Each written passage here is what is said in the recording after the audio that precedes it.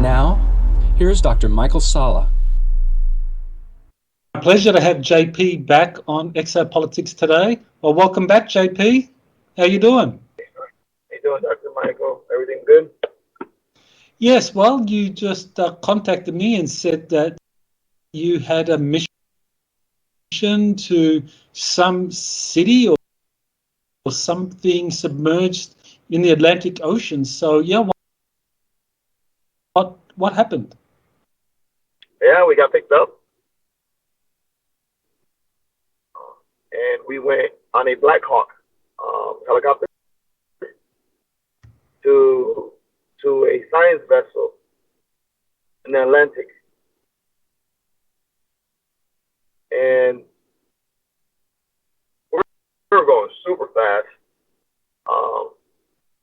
It was a total of 4 guys included, plus the pilot and a co-pilot. We were on this Black Hawk, and we landed on this big vessel. It's like a science vessel. I don't know what company or who was in charge of it, but we landed on it, and we were all geared up. And then there was a guy there with a tie that I also saw in one of the missions to the moon. And he said, "Oh, we're going down to the city." And I remember seeing those uniforms on this science vessel, the ship. I remember seeing that same uniform when I went to another mission. And these people, they're slightly taller than us. They're slightly taller than us. You know, they're like 6'8", almost 6'9", around, like in that height range. Taller than usual. And they're a little bit more pale than us. And they look similar, like Asian type. And they were like with, they didn't have no weapons, but they had like a stick, a long stick. And my friend saw it and said, "Hey, you think that could be their type of weapon and all that?" And my other friend said, "Yeah, I think that is, man. So not doing nothing crazy." I said, "Okay." We were just messing around because we saw them, and their boots were different. But, you could still see that they had a uniform, and it was a different flag. It was like a blue and white flag. It had like it's similar to, it's kind of weird, but it's similar to the Israeli flag, but it was different. It had like two gold like angels around, like the Ark of the Covenant. It had 2 angels by the Star of David, but the flag was different, but it was blue, white, and gold. The 2 angels were gold, and they were like, they looked like the Ark of the Covenant type of,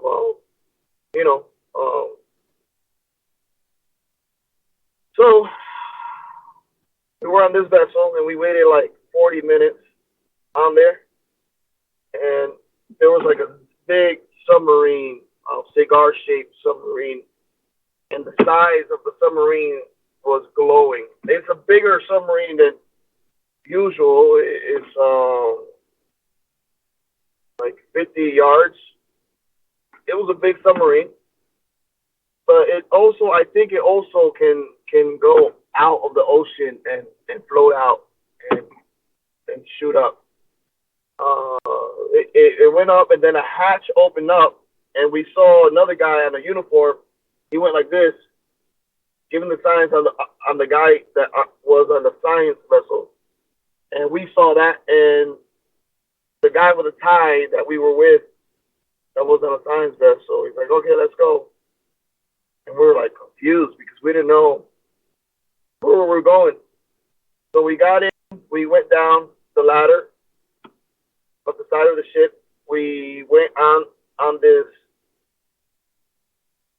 vessel that was floating that looked like a submarine, and we went to the hatch. We went down. They didn't really have a ladder. They had like you get on it and it goes down. Like your weight pushes it down. So it wasn't a ladder. It was like we took turns. Like every time somebody got on it, you grab it and it just goes down. So it's not a ladder. It just goes down. It's a different type of way, I guess. I've never seen it before. It was kind of cool. So we got in, and it was big. It was a big area inside the submarine-looking ship or boat. It was kind of interesting. It smelled like,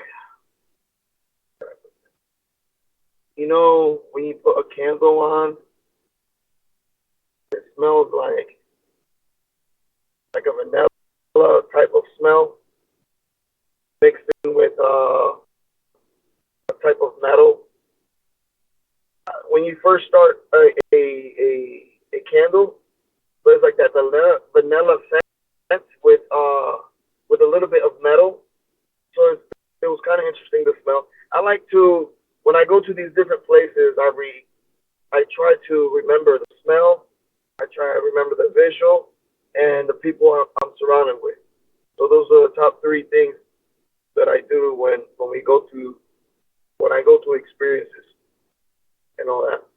So that's what I smelled. And then the people surrounding me, they were taller than me. They were like 6'8". 6'9". Oh, I seen a taller one that was like almost 7 foot. And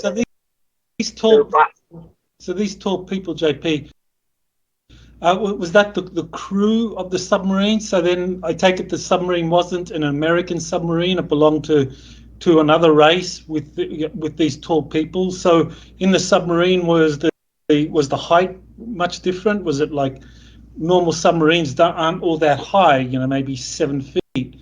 But well, it was different. The height was different. Oh yeah, the height was different. You could clearly see the height difference.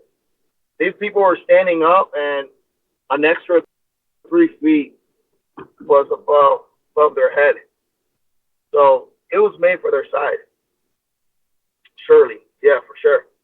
And they had technology. It looked like touch screen. Everything was touch screen. Everything was. They had a room. We were walking. We were walking through this like little hallway, and we looked to the right, and we see this guy dressed in white, and he was moving with his hands, like he was moving like kind of martial arts, but he had like gloves with him. We didn't see no cables coming out from the gloves and all that, and he had a type of helmet, but it was not like it didn't look like a regular helmet. It looked like a smaller type of helmet that wrapped around to like his shoulder, and he was doing like a type of martial arts, and I'm thinking that's how they move the ship. That's how they maneuver the ship. So I guess the ship follows what the guy does with his hand. So it was kind of cool. So we felt the ship moving. Once we got in, we felt the ship moving, and I actually felt I was upside down, but you could still walk straight up. So like you could feel your body going upside down or going to the side, but I don't know, like you could still stand straight up. So it was kind of interesting. Well, maybe just to clarify, so when you're in this submarine, the kind of law of inertia, I mean, in other words, you didn't feel the rocking like in a submarine. I imagine that's on the water or traveling through the water, it would rock, move side to side. You're not feeling any of that? No, but we felt we feel the gravity, Doc. It was weird. It was weird. I never been on a type of ship like this before, and neither the guys with us, with me, and it was a weird experience. So I think that this ship could go to space by the technology that it had. I think these are one of the races, and I remember seeing this uniform up there when we went to that moon mission. So, and I remember also seeing this uniform on the dono shaped ship that was investigating the arcs. I remember seeing those people, but we never had contact. We never communicated with them because they told us always not to, talk to other people from different places. But yeah, I do remember those uniforms.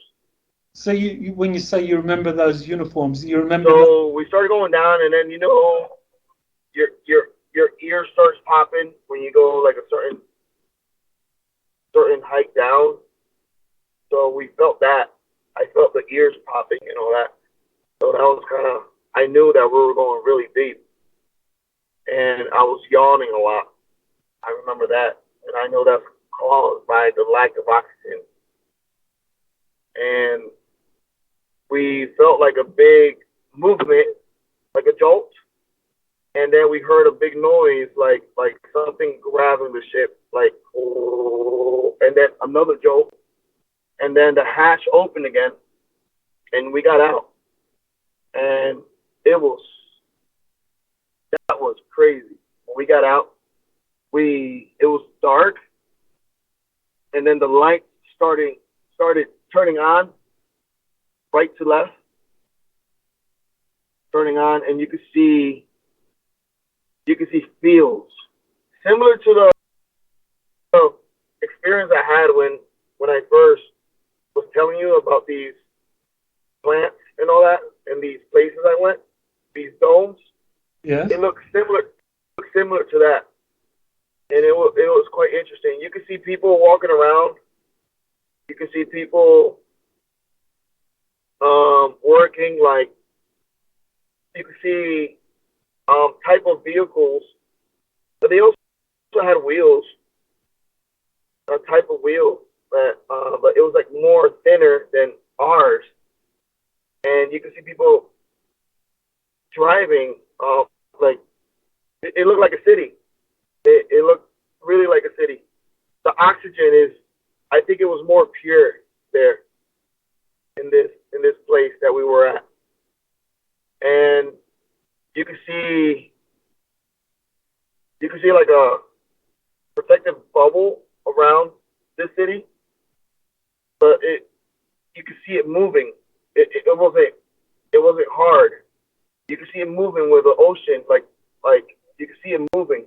So that was kind of interesting. I don't know if it was a type of force field or a type of fabric that was so strong that could withstand that pressure and all that, and keep the pressure in. But it was moving with the ocean, and you look up and you see this dome of clearness just moving, but you can still see what is the dome of the city. So once these lights turned on, there was a big door, right? And we went through this door, and that's when we saw the city. There was tall buildings, but the buildings look similar to Dubai. You know, that Dubai tall building that they have over there. Yeah. That type of style, but many of them that it's smaller than the one that was prior. So it was big. You can see it big, and then you can see in the distance other little cities. So it was a total of 3. We landed on the big one, and then in the middle you could see clearly that there was a pyramid. That where we landed was a pyramid type shaped thing. And I talked to one of the tall guys, and they speak English, clearly, like they know it, like it's one of their language there in that particular place, and they speak it good, like if they were American or England or like they speak good English. I was telling them, and then he was saying, oh no, we're just the protectors of this sea, the bottom part of the sea. And yeah, we're good people. He kept saying that they were good people. They were good. They were good. They mean no harm. And I was asking him, do you know what's going to happen today? What's happening here? Oh no, we're going to show your military people technology. We're going to share some stuff.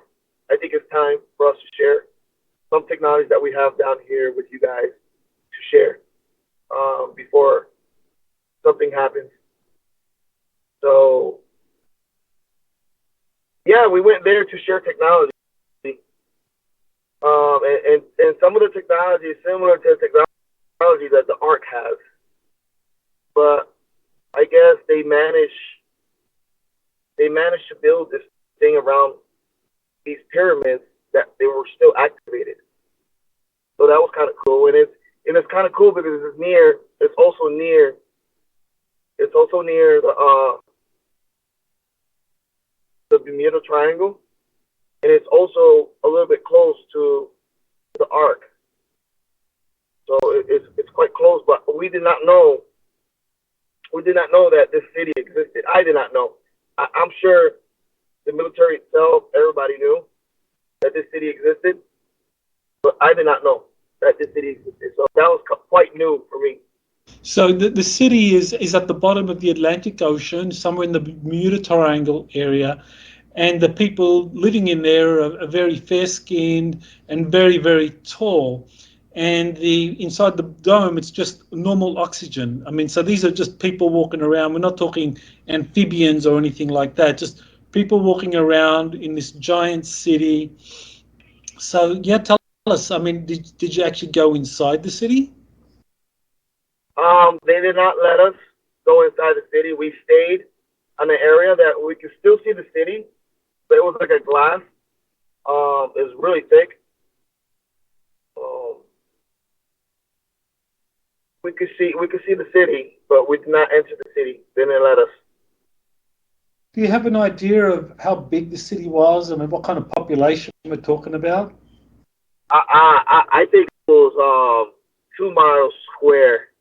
You could clearly see I think it was 2 miles square and a half a mile tall. You could clearly see that it was huge. Now, I did not see no cloud or nothing like that inside the dome, but you can clearly see that it was bigger than a couple football stadiums, like 15 square football stadiums put together. It was huge. so around the city, was there kind of like farmland or forest or anything? I mean, There was four. eat. How do they eat? We saw that there was a glow,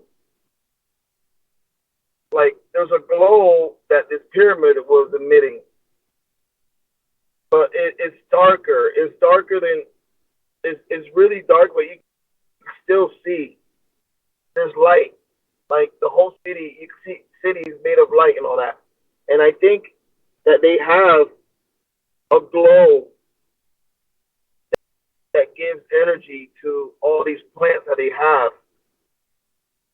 And it's kind of interesting. The certain kind of plants that they have. They're quite tall, the type of plants that we saw. Coming from the side of like, you can see the buildings and you can see also the plants like growing beside it. And it was quite interesting. They look similar to like palm trees, but the palm was all the way like halfway down. So it looked like palm trees, but the the leaves were like halfway down. It didn't look like a regular palm tree. It goes straight down, and you can see like a type of coconut. It looked like a coconut, but it's longer. It's longer. It's like a longer coconut. So it's kind of interesting. It wasn't a round coconut. So that's one thing that I saw that I thought they like, wow, that's a weird type of tree, but it's kind of interesting. Did you see any form of transportation that this city used? Yeah, we saw like they look like cars, but their wheels were thinner, and their wheels were like slanted in instead of like being like regular cars. Their wheels are like slanted in. So yeah, we saw a lot of those driving around and all that. We saw people walking. We saw types of like dogs, like pets, people walking pets, but they were way bigger than regular dogs. And what about outside? I mean, you're inside the dome, and you see the city in the distance. Can you see outside of the dome? I mean, is the dome illuminated, or is it transparent? It was dark. It was dark, really dark outside the dome, but it was still like the movement.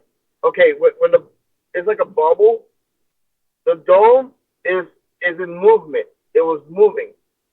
So I think it moves with the sea. With that movement, it creates energy, and you can see like lighting that comes out from the dome. So I think it's a type of technology that by the movement of the sea and the dome moving, it creates energy, and I think that's what creates the energy for the city. The movement of the sea. So whatever material is this dome made of, it's giving energy by the movement of the sea. So you can see the movement, and every time you see the movement, you see like a little glow, like sparks, like glow, and it lights the city up. And the city has a lot of light. The city itself, the buildings, it's lighted up like an orangey white. You can see, and it lights up everything. It's really cool. It's really nice. It sounds like they're using some kind of piezoelectric power generation where the dome is made up of small crystals, and when the small crystals move and rub up against each other, they generate energy, which is the piezoelectric effect. So that sounds like they're using it, but at a very large level. Oh yeah, it looks really beautiful. Like, have you seen those water, like those, when you're on a boat and you rub your hand on the water and you see that lighting? That's how it looks like. When it moves, it looks like that type of lighting. It's so bright. It looks similar to like lightning, but it's like constant with no noise. Really cool. Really cool. It was really interesting. So those tour guides, the crew of the submarine, they took you there to see all of that. So were they talking to you as well, sharing? Yeah, they were talking to us, saying that they were friendly, that they're here to share technology, and to not worry, because we were quite worried while we were there. The guy with the tie, he went to a separate place that they took him, and he came back with a book that was from a type of library that they have, and that book was going to be helpful us to share with, I think, with the United States or to whoever they needed. But I know he came back with a book that was quite old looking book. So this guy with the tie, I mean, do you know, was he kind of an officer? Was he like a CIA agent, or was he? You have any idea what he was, who he worked for? No, I do not have an idea what he was or who he works for. But I know he was separated from us, and we were just, standing, waiting for him to come back out. There was those I call them guards, the tall guys that was with the sticks. They were talking to us like if they were working as well, like if they were military people as well. Oh, my shift ends at this time. Oh yeah, I'm tired. Oh yeah, they were just like us. Just Were, were you allowed to take? Were you armed? Were you allowed to take arms? Oh, we left everything in the submarine. They didn't let us take anything out. Okay, so it sounds like you were kind of like more or less escorting or accompanying the guy with the tie, and he was the one there doing the negotiation with the Yeah. leaders of that city. Yep. We're exactly doing that. We're just there to make sure he was okay and nothing happened. Because we also had those cameras that we use also, but we left that also. They didn't let us take it out from the submarine looking ship, so we had to leave that and leave our weapons back. And we were quite nervous, but they kept saying, "No, we're okay. We just don't let no kind of weapons near because if something happens, But I don't know. It was kind of interesting the way they were so friendly, Did they give a name? Did they tell you anything about who they were or the name of the city? No, they didn't give the name of the city, and they didn't, but I am gonna get coordinates of where I went.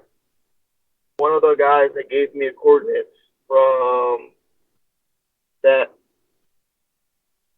thing in Antarctica, he knows where I went, and I'm gonna get coordinates soon. So I'm gonna share that with you. Okay. So that's good because they were telling me that this place was near the ark. So if we get this place, we can probably zero down the coordinates of where the ark and this donut-shaped ship is. Why would you need the coordinates of the ark? I see. That if you get the coordinates for this ship, it's close to the ark, so you could share that, and maybe we could deduce where the ark is. Oh, that'd be cool. Yeah. So they're gonna give me the coordinates of these three cities that we went to. They're pyramids, and these pyramids are black in color.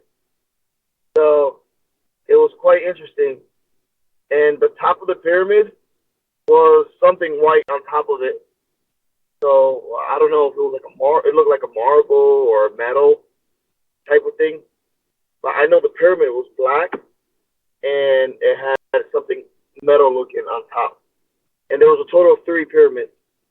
And they're lined up biggest to smallest. Okay. And you have an idea of how big the pyramids was? The biggest one, how big it was? Well, it covered there's a total of 3 type of domes that had the same technology, that bubble that holds and moves.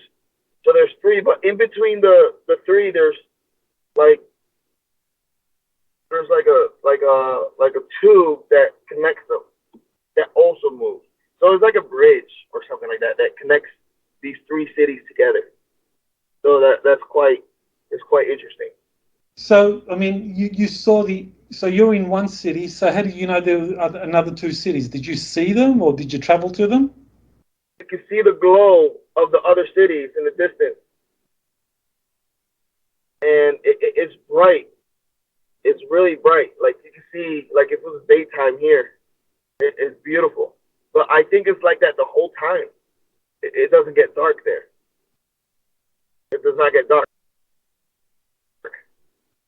It stays stays bright the whole time. It's really beautiful.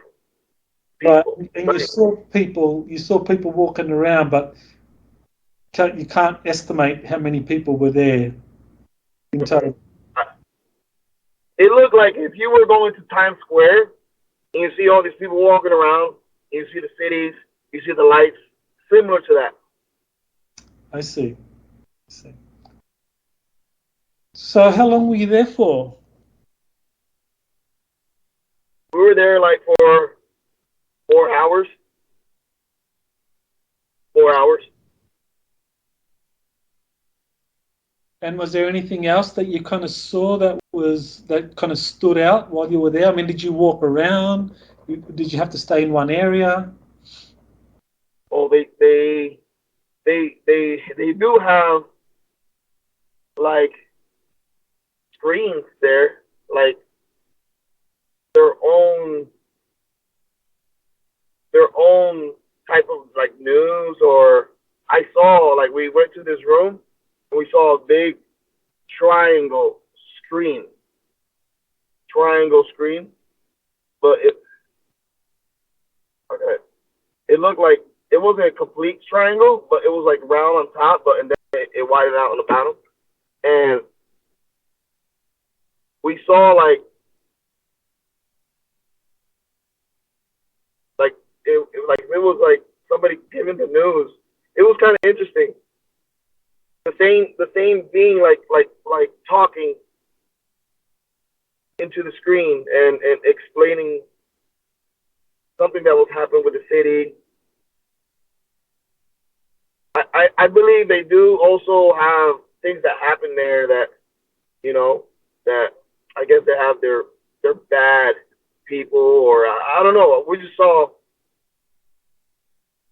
they don't have weather or nothing like that there, but they had like somebody talking on TV about something, and it sounded like similar to when a person gives news, like what was happening around the city and all that. So that was quite interesting to see that. So what happened when the guy came back? The guy with the tie, after he had his meetings, what happens then? When he came back, he had this book with him, and he put this book on like a safe box with a code and he brought it with us. He gave it to two of us to carry.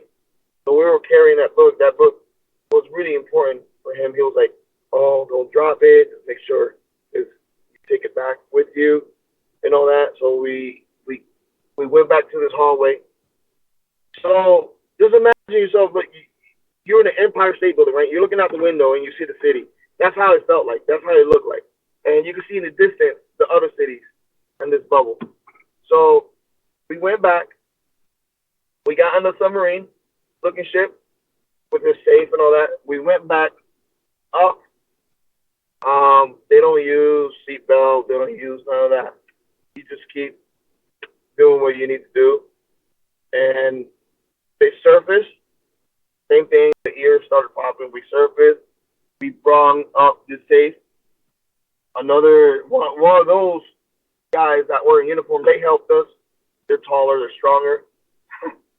And they helped us. We climbed up and the ladder on the science vessel, and we got on the helicopter, and there was another helicopter that went down and picked up the guy with the tie with another 4-people crew that wasn't us.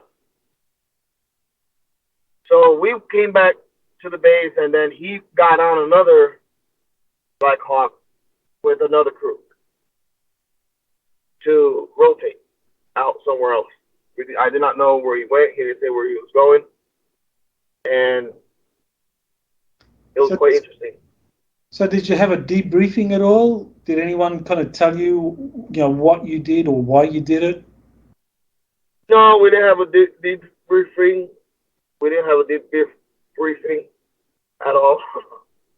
So I know we were talking amongst ourselves coming back, like, "Oh, what do you think that place was? what was this city. It was kind of interesting, and